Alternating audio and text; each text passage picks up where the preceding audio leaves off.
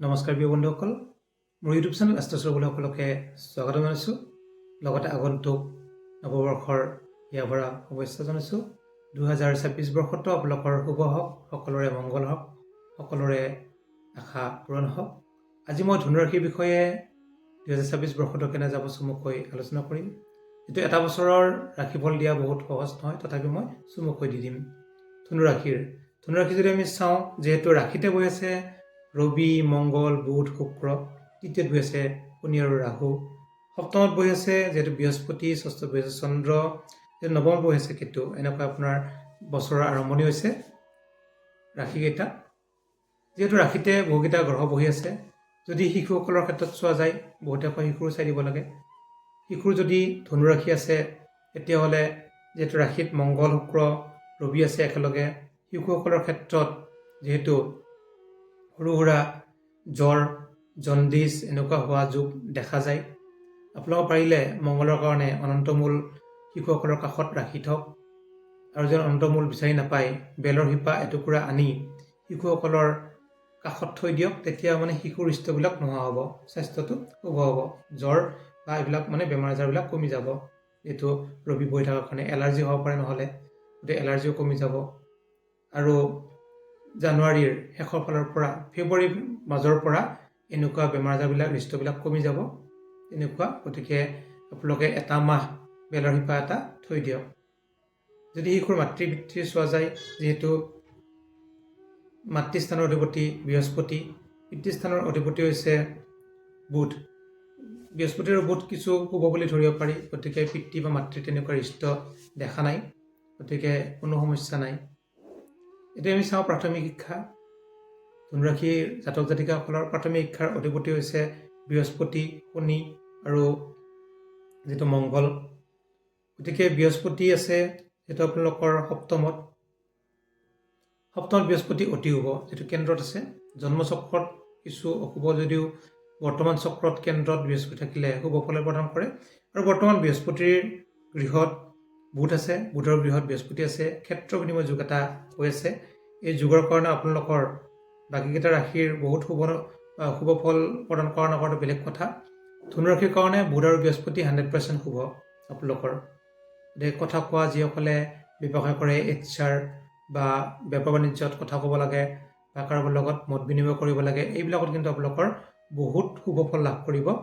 যিহেতু জানুৱাৰী, ফেব্ৰুৱাৰী, মাৰ্চলৈকে, এপ্ৰিললৈকে একদম বহুতখিনি শুভ। এইখিনিতে আপোনালোকে আগবাঢ়ক, এইখিনি কিন্তু আপোনালোকে বহুতখিনি আগবাঢ়িব পাৰিব।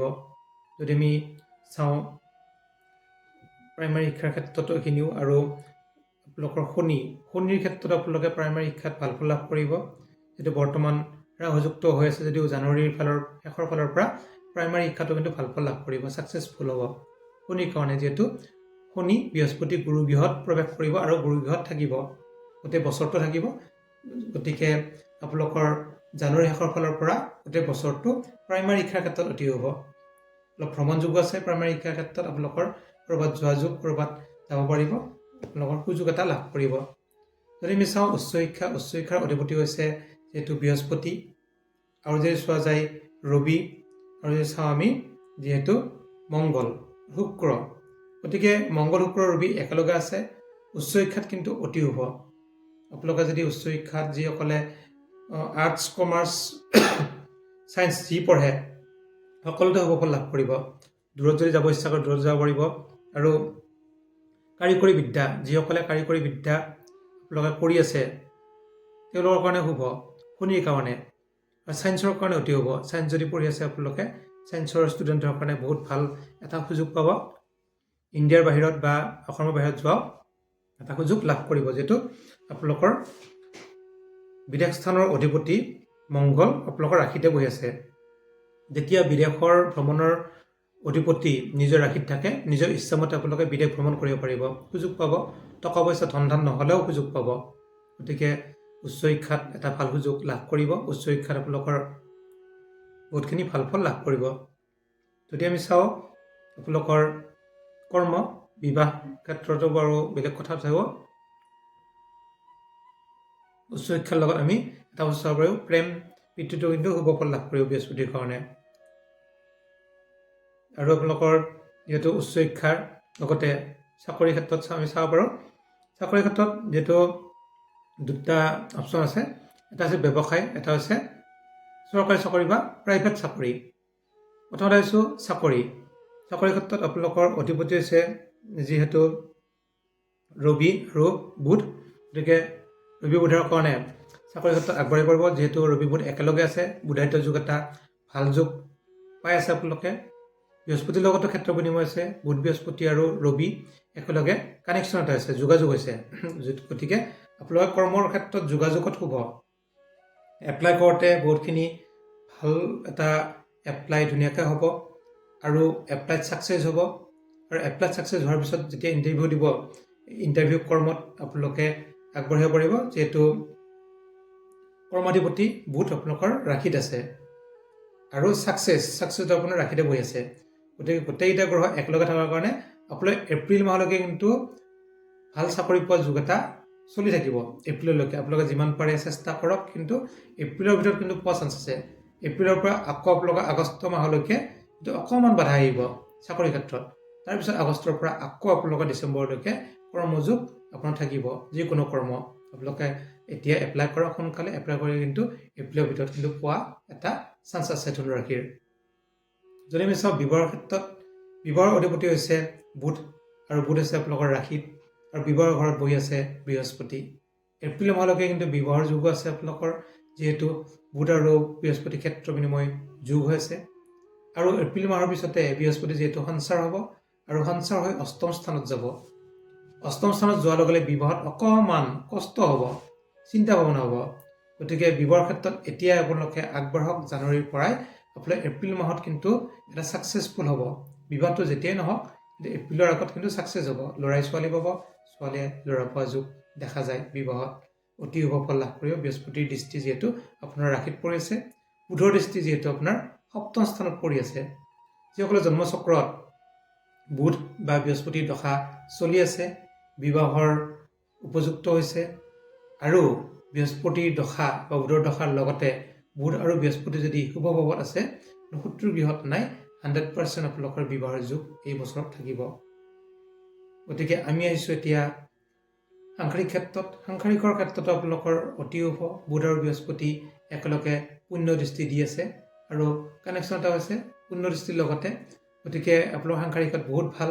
আপোনালোকৰ ল'ৰা ছোৱালীৰ ক্ষেত্ৰতো অতি ভাল আৰু আপোনালোকৰ পতি পত্নীৰো কিন্তু বহুতখিনি শুভ। দুজনৰ ইজনৰ লগত সিজনৰ বহুতখিনি ভালে হ'ব, বহুতখিনি মিলা মিলি থাকিব গোটেই বছৰটো।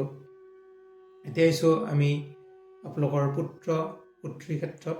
বহুতে সোধে মোৰ পুত্ৰ পুত্ৰী কি হ'ব। গতিকে পুত্ৰস্থানৰ অধিপতি হৈছে মংগল আৰু ইফালে যদি চোৱা যায় মংগল আছে আপোনাৰ ৰাশিতে যেতিয়া মংগল আছে, ল'ৰা ছোৱালীৰ ক্ষেত্ৰত বিশেষকৈ সৰু সুৰা তেজৰ সমস্যা অকণমান হ'ব পাৰে।